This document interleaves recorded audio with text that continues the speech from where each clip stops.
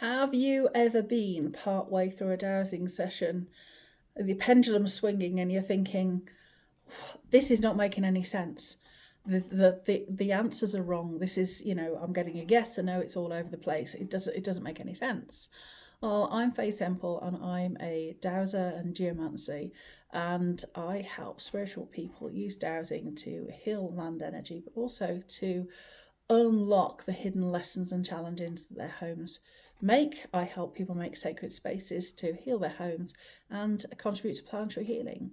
Dowsing is a key tool that geomancers use in the West to pinpoint earth energy and to understand how we can support it, whether it's a functioning in a way that supports us, and what we can do to bring everything into balance.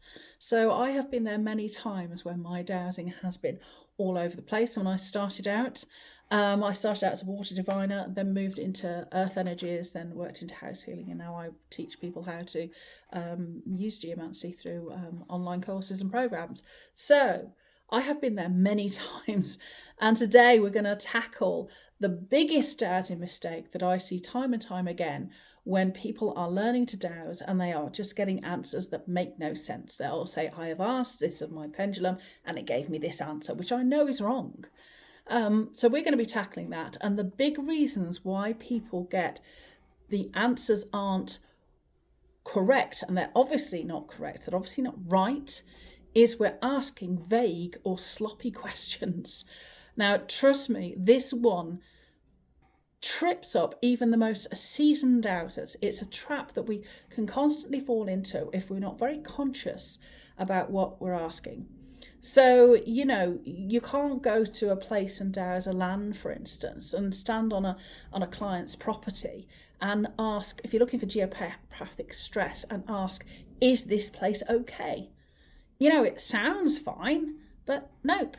Your pendulum will be all over the place. Yes, no, maybe. You can be ready to chuck it in the nearest bush, But then you have to remember, if your question is fuzzy, your answer is going to be a mess. And if you ask something like, is this place okay? That is a sloppy question. What do you mean by okay? Define this place. Where's its boundaries? There's so many ambiguities in that question. You're unlikely to get a clear, defined yes or no answer. So, dowsing is talking to the universe. If you mumble and ask something unclear, you will get a mumbled and unclear answer back.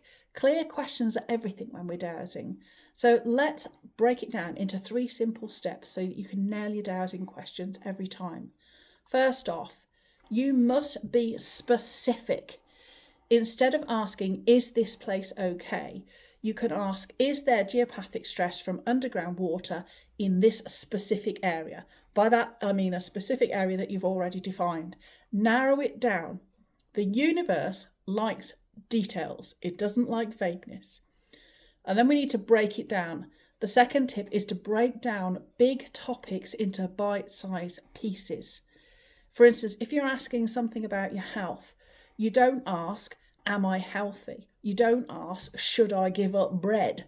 All those questions are too broad. They're not specific enough. You don't, or like if you ask, should I give up bread? Who's to say whether you should or not? What type of bread? How often are you eating it? It's all too broad. So you can try asking questions like, is my digestive system functioning optimally? Would I benefit from reducing my intake of bread? By how much? Should I eat it less than once a week? Less than twice a week, or less than once a week?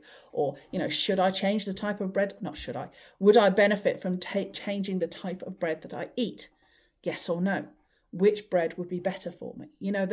All those things that we can ask. So break down big issues. Don't lump big questions together. Break down the issues. And tip 3 is to stay neutral. Keep your emotions out of it. If you're stressed or you're desperate for a certain answer, your pendulum will pick up on your energy instead of the truth. So you need to take a deep breath, you need to ground yourself, and you need to be neutral. You need to know that you are capable of dealing with the answer no matter what the answer is, because it might be unpalatable, it might be something that you don't want to hear.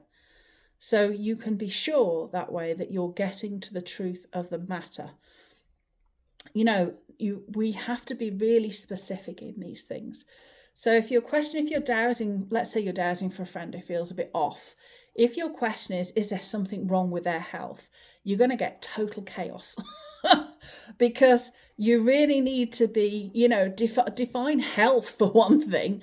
And, we all have quirks and our biology is quite unique. So you really want to be specific in the things that you're dowsing. Get clear questions, break down big issues, and lose your emotional attachment to the answer. If you're invested in an answer, this is why sometimes you see in dowsing groups, people will say, well, I dowsed, for the sex of an unborn baby for my daughter and I got it wrong. It's probably because you had an emotional attachment, the dowser did, in they would like a grandson or they would like a granddaughter, preferably. Even if they may not have been aware of that bias, it still influenced their dowsing. So, always ask follow-up questions. So you want a clear question, you want to break down big issues, lose your attachment to the answer, and you want to ask follow-up questions.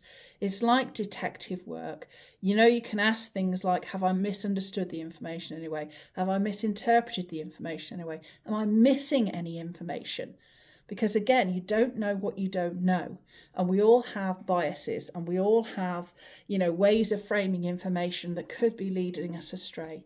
So next time you dowse, take some time to craft your dowsing questions.